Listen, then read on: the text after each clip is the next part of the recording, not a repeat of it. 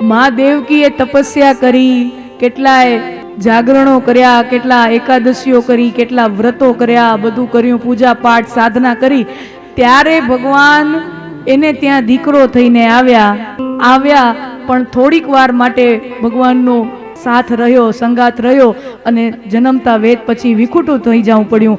દેવકીજીએ આટલી બધી તપસ્યા કરી, સાધના કરી, તઈ દીકરો થયો, ભગવાન થયો દીકરા તરીકે, અને છતાંય દીકરાથી વિખૂટું થઈ જવું પડે. અને ઓલી બાજુ માં યશોદાને હુતા હુતા એમને એમ મળી જાય.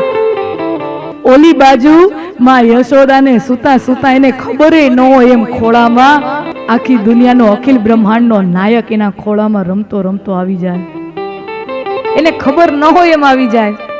શ્રાવણની અંધારી આઠમ બુધવારની મધ્યરાત્રિએ મથુરાની જેલમાં કાનજી પ્રગટ્યા અને માં દેવકીનો વહાલ, એનો હેત, એને એમ થાય, વિચાર આવે કે વળી કંસ આવશે અને મારા હાથમાંથી મારું 8મું બાળકે લઈ લેશે, એને પણ મારી નાખશે. એટલે દેવકી માં તરીકેનો બધો વહાલ, બધો હેત છાતીએ ચાપી અને પોતાના બાળકને આપે. અને ત્યાં ભગવાન શિશુ રૂપે છે. વસુદેવજીને આંખના ઈશારે જાણે વાત કરતા હોય કે બાબા ચલે, વિલંબ હો રહા હૈ, નંદ બાબા કે યહાં જાના હૈ. એ હાલો હાલો, બહુ થયું, હવે નંદ બાબાને ત્યાં જવા. ફળનું ટોપલું કારાવાસમાં હોય એમાં ભગવાનને પધરાવવામાં આવ્યા અને વસુદેવજીએ જેવું ટોપલું પોતાના મસ્તક ઉપર ધારણ કર્યું, અજ્ઞાનની, મોહની તમામ બેડીઓ તૂટી ગઈ, કારાવાસના દ્વાર ખુલી ગયા અને યોગ માયાની પ્રબળ અસર હેઠળ આખું વિશ્વ નિંદ્રાધીન છે. અને વસુદેવજી ટોપલામાં લઈને ગોકુળ તરફ નીકળ્યા છે. રસ્તામાં યમુનાજી આવે. ઘણા લોકોને પ્રશ્ન થાય કે એમ કઈ નદી રસ્તો દે? જ્યાં રસ્તો ન હોય ત્યાં રસ્તો મળે ખરો? જો ટોપલામાં આપણી હારે તેજ હોય ને તો ગમે એવા અગમ અને દુર્ગમ રસ્તાઓ પણ આપણને રસ્તાઓ કરી આપે.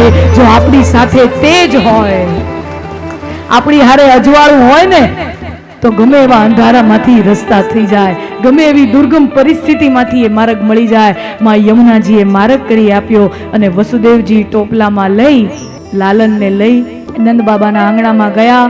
અને માયાની પ્રબળ અસર હેઠળ આખું વિશ્વ મૂર્છિત છે, નિદ્રાધીન છે.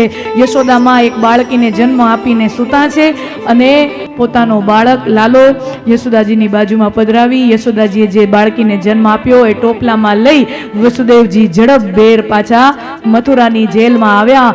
અને બીજી સવાર થઈ ત્યાં કંસના સૈનિકોએ સમાચાર આપ્યા કે દેવકીએ 8મા સંતાનને જન્મ આપ્યો. અને દેવકીએ 8મા સંતાનને જન્મ આપ્યો એ સમાચાર સાંભળી કંસ આવ્યો અને દેવકીના ખોળામાંથી ઈ બાળકીને લઈ અને ભીતમાં પછાડીને જ્યાં મારવા જાય ત્યાં ઈ દેવકી અષ્ટભુજાળી જગદંબાનું સ્વરૂપ લઈ અને કંસને કહે, મૂર્ખ કંસ, તું શું મને મારવાનો રહ્યો? તારો મારવા વાળો, તને મારવા વાળો ક્યારનો જન્મ લઈ ચૂક્યો છે. તને મારવા વાળો કેદુનો જન્મ લઈ ચૂક્યો છે.